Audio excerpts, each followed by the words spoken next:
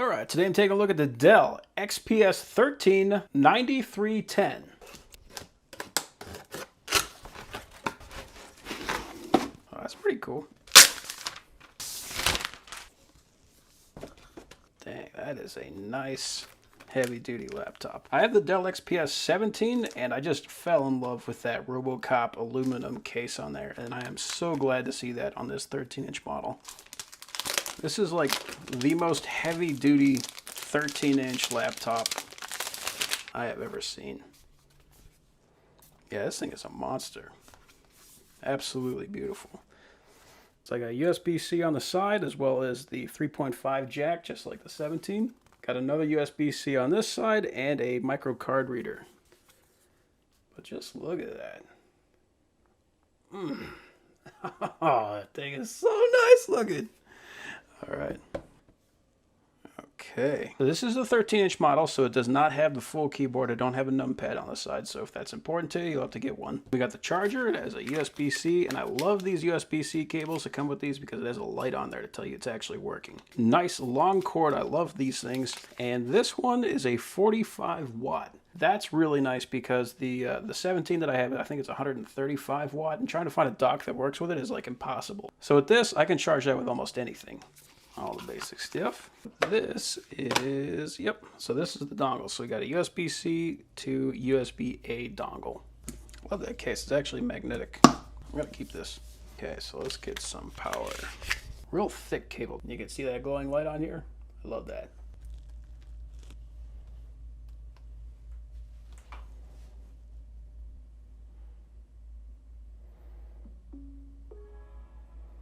Nice. I'm not used to seeing this screen. Is this Windows 11? Maybe it is. I think that was set on here. Hold on. Oh, whoa! Hold on. This actually has Windows 11 on it. Okay, cool. I've never actually used Windows 11.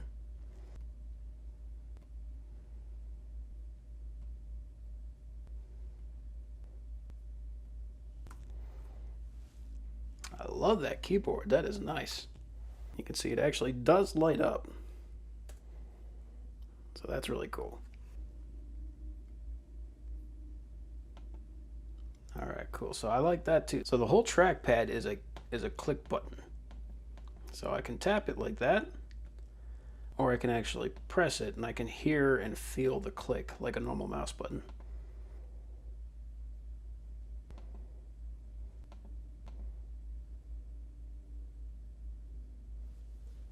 Okay, let's look a little more familiar.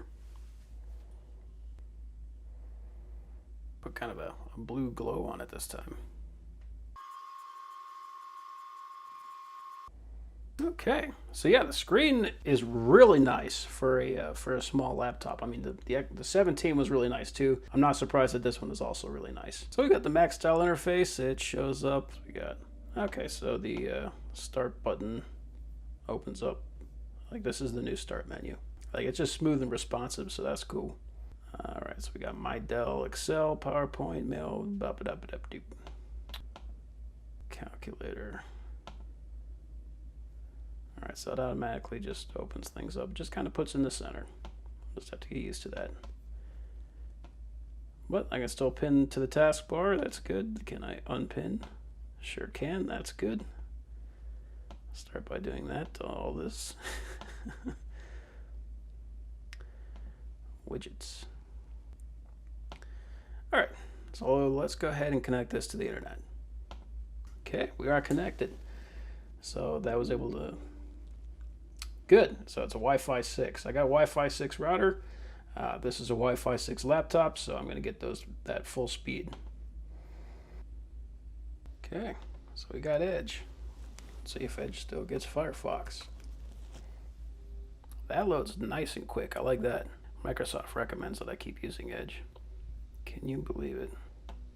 Yeah, so I'm really liking the mouse. I mean, it goes everywhere I expect. It feels really good. It's a different tone.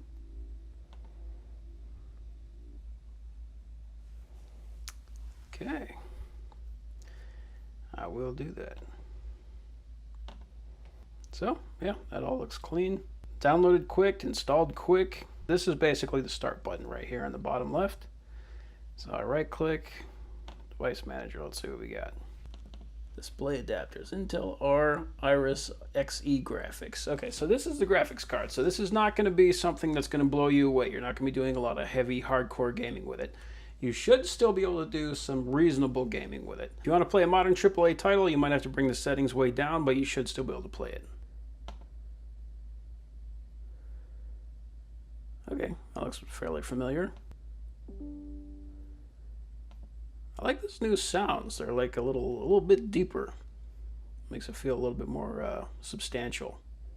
And this is 1920 by 1200. So this is a slightly taller display than a typical 1920 by 1080, which I started using that on the 9700, and I actually really like it.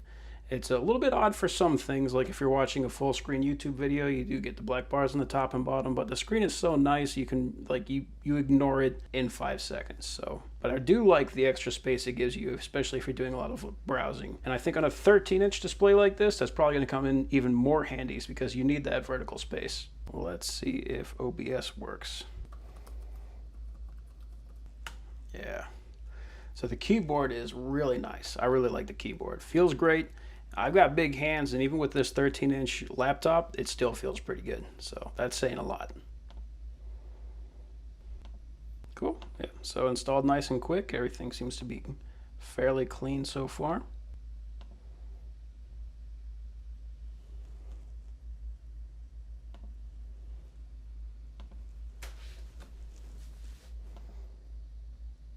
Okay.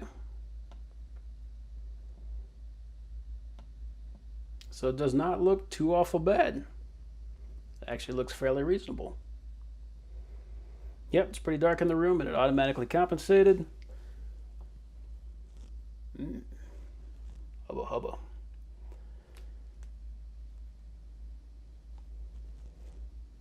So I'm not getting a lot of mess on there. So this stream, if I tried to use this thing for streaming, I'm sure it would work perfectly fine. Yeah, so this is going to be something to get used to. So even if I look right here, it supports Windows 8, 8.1, and 10. Doesn't say anything about 11 yet, so could be buggy, potentially, as everything kind of breaks in, but Windows 11, it's working on it. Since Windows 11 is literally brand new, I'm expecting there's going to be a lot of updates on it. So speaking of that, why not take a look at settings? Okay, cool. So they put Windows Update right there. All right, so we've got a whole bunch of pending installs. So we got .NET, of course, Dell firmware, Realtek. Okay, so a lot of basic stuff. Let's go ahead and install that too. So this is something new. So part of the Windows Update was it actually downloaded firmware for Dell. So right now it's actually flashing the system BIOS. I've never seen that through a Windows update. That's very new. Or at least if it's not new, I've never seen it before. It's kind of cool that it does that though, because most people have no idea how to update their BIOS. And if there's some kind of low-level security problem that you need to update your BIOS in order to fix, it's like this is the only way that most people are going to be able to do it. So it's actually kind of cool that it works that way. It's updating primary EC BIOS GUID1. So if there's 2 chips on there, that might be a cool thing that it's doing. It might have actually updated 1 chip, and then when it says okay, it does the other one. So that's good, because one of the things I would worry about if it just does this automatically is if the laptop wasn't fully charged and it just decided, hey, I'm going to update the BIOS. That could be really bad. Although most of the time these days it can recover anyway, but if it has 2 chips, then that's kind of like a fail-safe. What the heck? Okay, so we got all the normal updates. Now I'm just going to do the cumulative update. One of the things about Windows 11 that I'm noticing so far is that it feels a lot like Windows 10, which is a very good and big deal. Like going from Windows XP to Windows Vista, that was a nightmare. So what I'm experiencing so far with Windows 11 is that going from Windows 10 to Windows 11, it's very easy to get adjusted to it. Like the biggest thing I'm noticing is just the taskbar. I wonder if you can actually orient this. Task corner. There you go, alignment. Yeah, okay, so cool. So if you don't like this, like if you that looks like a Mac, I don't want it. You can hit this, hit left, bang. So it looks just like the old Windows 10. We did what every operating system should do, which is to make it configurable to your liking. So I like that. That's cool. On the left. But yeah, a lot of this, it feels a lot like Windows 10. The barrier for entry for Windows 11 is very low. That's a very good thing.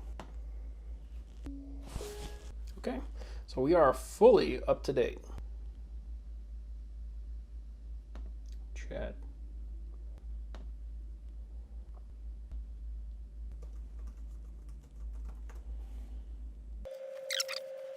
Woohoo! All right.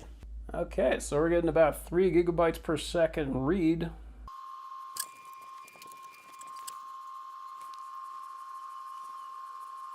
Oh, wow, all right. So 2.8 gigabytes per second write.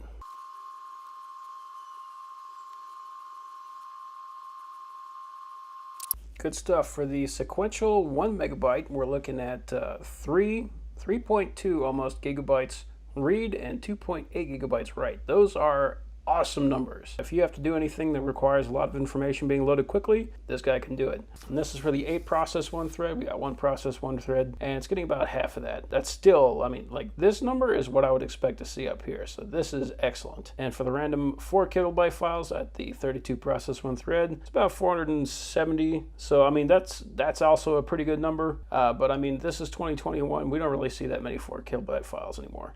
But if you do happen to have a ton of them, like this is going to be able to read and write as fast as the best of them. So good stuff there.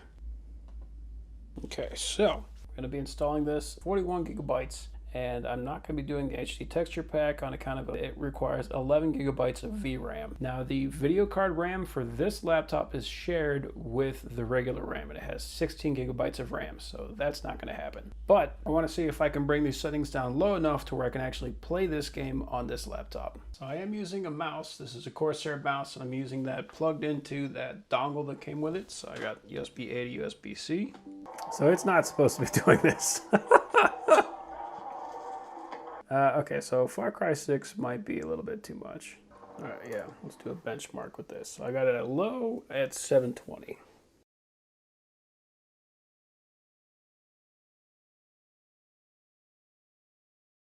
So I think this is the wrong game for this because whatever it's doing, it does not like it. So let's try Far Cry 4. Now, this is one of my favorite games.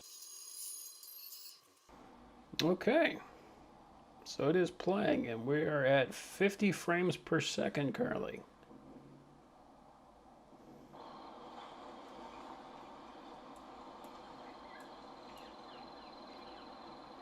So 48, 43, back up to 50. So yeah, I can definitely play Far Cry 4. And it's running real smooth, and I just love the display on this laptop. Like, these XPS displays are just hands down the best. All right, so that's at low.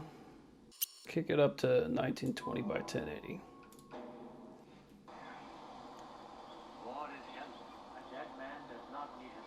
All right, so now I'm getting about 30 frames per second. And it's still real playable. Like, I don't want anything lower than 30. I'm getting 36 right now, 32, 30, 29. Okay, so I had one at 29. Yeah, okay. So this is really playable.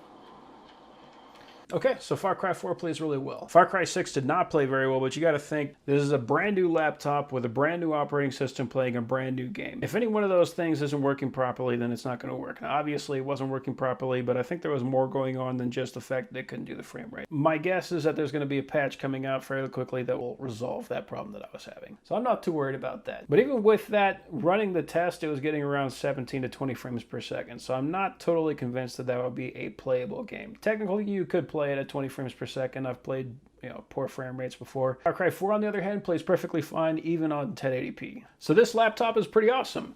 It has a beautiful display. It's small, so it's really portable. I can actually fit this in most backpacks where I cannot fit the 17 in. It has a 45-watt charger, so I can charge this thing off of anything. Huge battery life, and it has the capacity to do some modern gaming. So if you're a very on-the-go type of person, this is a perfect laptop.